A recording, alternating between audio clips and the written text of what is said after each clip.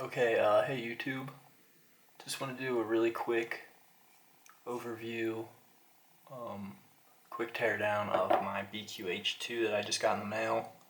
I wanted to just go over a few initial impressions that I had when I first got this.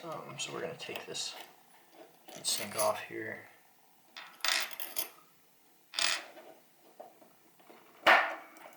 First thing I noticed right off the bat was, well, actually, they now come with the plug pointed up away from the nozzle. I've seen on several product photos that is not the case, but that's nice. You don't have to switch it yourself. However, those screws that you would be switching, or that you would be removing, rather, to switch it, these two screws, these were pretty loose when I first received it. So you'll definitely want to go in and tighten those up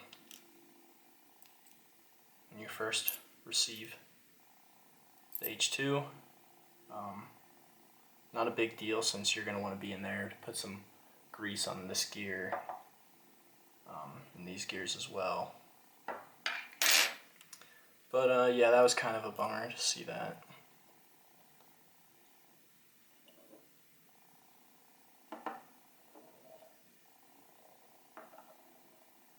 Another thing I wanted to go over was some weights for the individual components.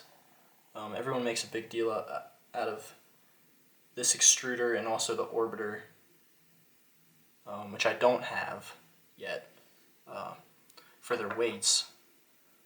So quickly I pulled this little scale out. I wanted to weigh especially some of the hardware, just to see, how much weight we could really shave off of this thing, how close we can really get it to an orbiter. If Biqu is honest about what they claim it weighs, I think they claim in the specifications 211 grams, including the fan. With this cheap little scale, I got pretty close to that. I got like 213 grams, all the parts together. We have to do them in pieces because I'll overload my scale, but just wanted to go over some of the hardware first. So the fan itself is about 12 grams. I've seen people installing larger fans. This is 12 grams alone, and of course with all that wire, I'm not sure all that wire needs to count. But the fan is 12 grams. One of the very first things I will not be putting on my Biqu is this little fan guard. I don't have to worry about my own fingers hitting my little fan. And that's 4 grams by itself. So that gets you down to, what, 209 grams already? And then I was toying with the idea of placing replacing a lot of the hardware in this thing with aluminum or titanium fasteners. These two M3x35 screws, I believe, which hold the heatsink down, hold the gearbox together. These are, what did I measure? Almost 4 grams by themselves, and I haven't been able to find any titanium fasteners quite that long. But if we could, we'd cut, about half the weight out of those. Bring it down to 2 grams without really any sacrifice in weight.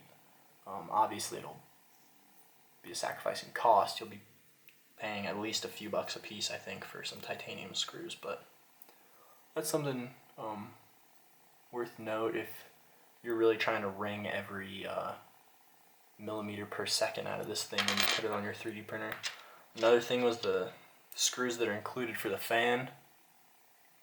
They are M3x14.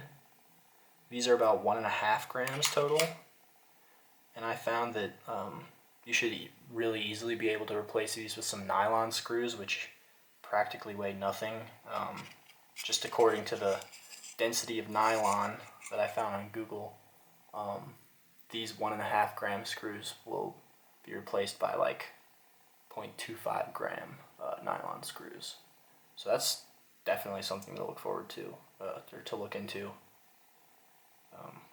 especially because everyone wants to have some decent nylon metric screws laying around. You can get an assortment for like $10 on Amazon or something. The last consideration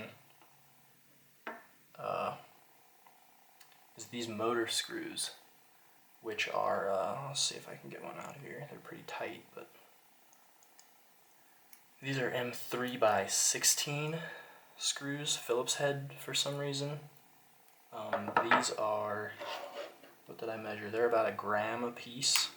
I measured 3.8 grams for all 4. And those you could cut in half as well with some titanium fasteners. Those shouldn't be that hard to find. I think you could probably get a set of 4 titanium screws for, I don't know, $10 or less.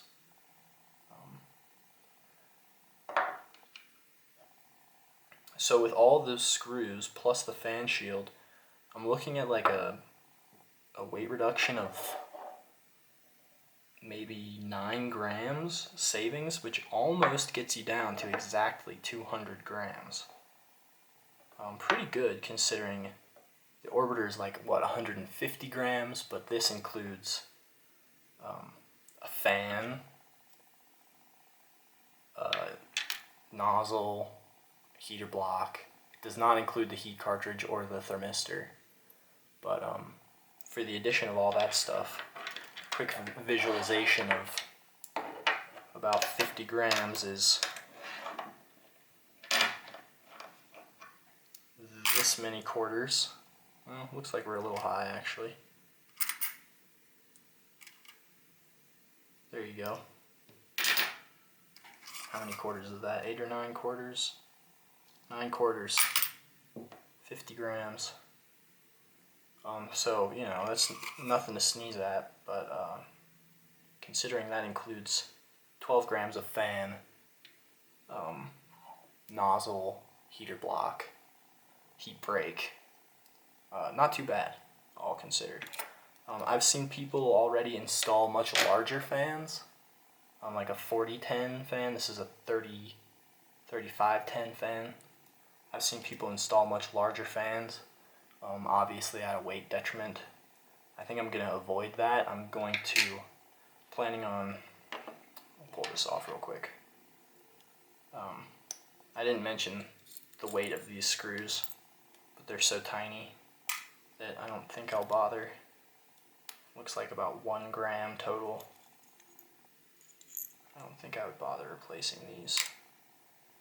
Yeah, 1 gram total, but I will probably put some heat paste, some thermal paste here and here, just to interface it better with this big piece of aluminum in the gearbox. I can't imagine it would hurt. It would either allow the motor to cool down better if it's hot, or allow the heat break to maybe sink some heat into the motor. Yeah, don't know which one will be hotter in practice, but definitely we'll be putting some thermal paste on there, as well as some grease here in the gearbox. Don't know if there's really a good spot to put any sort of thermal compound on this interface. It's pretty tiny, probably won't bother. But I think, that interface should help a little bit, sinking heat one way or another. So yeah, that's all I had. Just wanted to give my quick first impressions and talk about weight a little bit. This is going to be my first time installing a direct drive extruder on one of my printers, so I'm really interested in seeing how close I can get the performance to that of a Bowden with 0 compromises would be awesome. Alright, peace.